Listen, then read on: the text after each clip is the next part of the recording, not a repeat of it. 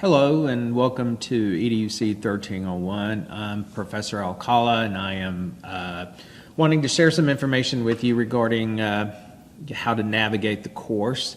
So when you go to the website, you're going to, I would suggest, first go to Syllabus and Calendar and click on the syllabus. Be sure to read through that carefully. Take note that the course is an 8-week course, okay? Also, as you go through, you've got the information here as far as the textbook. In most cases, students prefer to do the ebook, but at Northlake, they also have the loose leaf text, which means that it's not bound. You can purchase that there as well. You have information here as far as the assignments, and you will see that you can earn up to 900 points, and you see the breakdown here as far as, like, for example, if you get 830 points at the end, you will see that that falls between here, and so that means you would get an A, okay? You also have information here regarding policies. I'm not going to go through all of that, but please be sure to take note of the information that's presented, okay? Also, if you were to go back and click on the calendar, you will see that primarily the assignments are going to be in red, okay? Things that have to be completed, and you'll see other things that may be in blue, for example, things regarding the field. Some things in purple, like you have an assignment here that's worth 50 points, so I put that in purple. But you'll see that today you had the eCampus that you had access to. I am going to, as I'm doing now, providing you with information. You'll get some information on MindTap. You'll see that there's information here for the field and information regarding this week as far as Chapter 1, okay? But also take note that you are to do a syllabus quiz and complete that by Friday. So when you go back to syllabus calendar, you will click on this, and this will take you to the quiz. You have 2 attempts for a possible 10 bonus points, okay? As I said, you are to do Chapter 1 this week, so I would suggest that after you look at the calendar and the syllabus and take the quiz, to go to the Start Here button, and you will see information again about eCampus, technical requirements. But the main thing to look at is using MindTap. Click on that, then click on this red button here, and you will see that you've got information regarding the requirements as far as your computer, things that you need. After you get all that done, click on this button, and you see this information. Again, follow all of this carefully. There's information here, for example, if you can't log in, there's information there as far as how you can contact someone, okay? Information here as well as far as contacting someone there. Once you've done that, then you go to chapters, because we want to look at Chapter 1. Click on Chapter Lessons, Unit 1, and you're going to see Chapter 1. Next week you'll see Chapters 10 and 2, but right now it's just Chapter 1. Click on Chapter 1. If you click on this, you're going to see the ebook, and basically this is the chapter that you can read online, okay? There's another link right below it, which is the link for the objectives listed here. PowerPoints are listed here if you're interested in looking at those, okay? And then you've got another link which is Did You Get It? This is just optional. This is just a practice, okay? Make sure you get the information. And then you have the actual quiz. You click on this. This is not part of MindTap. It's within eCampus, though. Again, you have 2 attempts or 10 points. The highest grade will be recorded.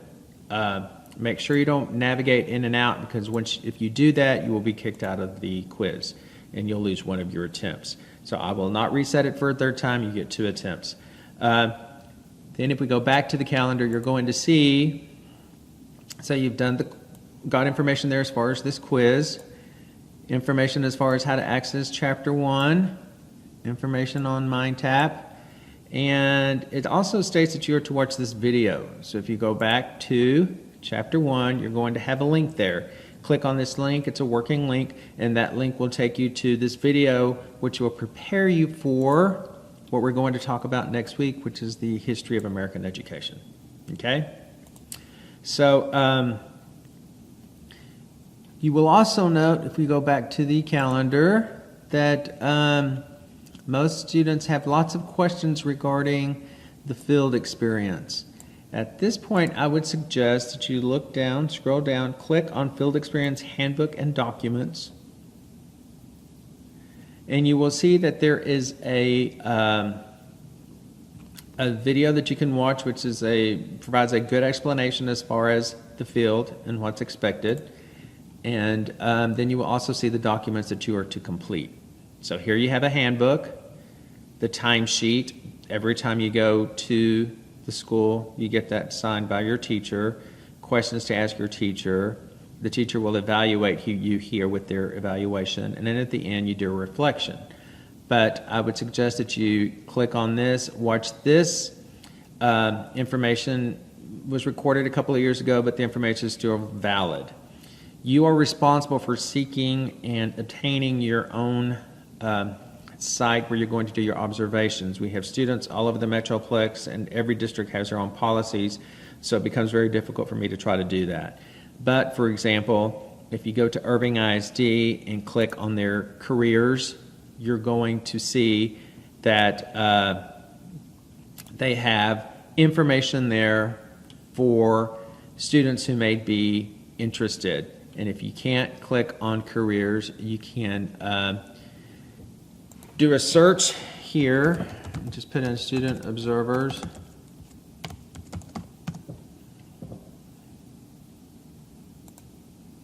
And Irving ISD here will tell you that student observers for 2018-19 first apply September the 4th. So after the 4th you can apply.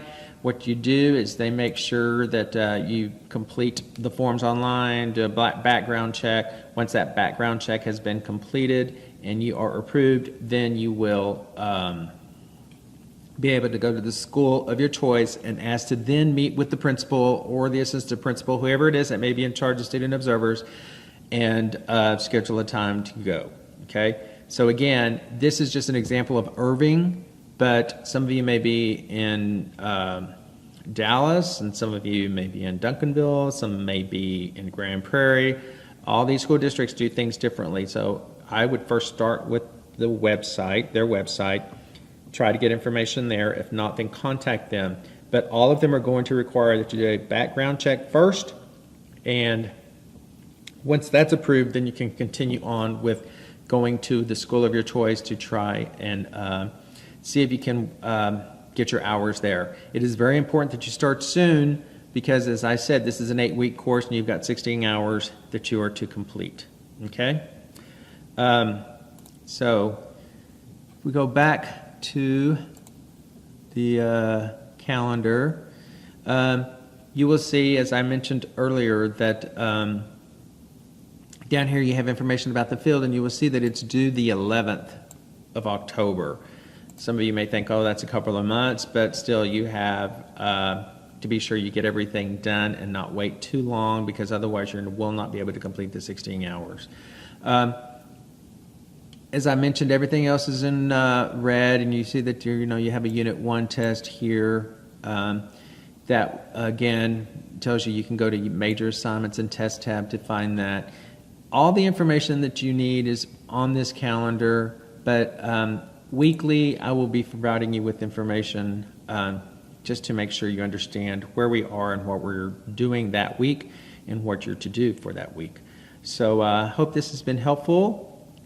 Please send me an email if you have any questions, and I'll be happy to help you out. Thank you.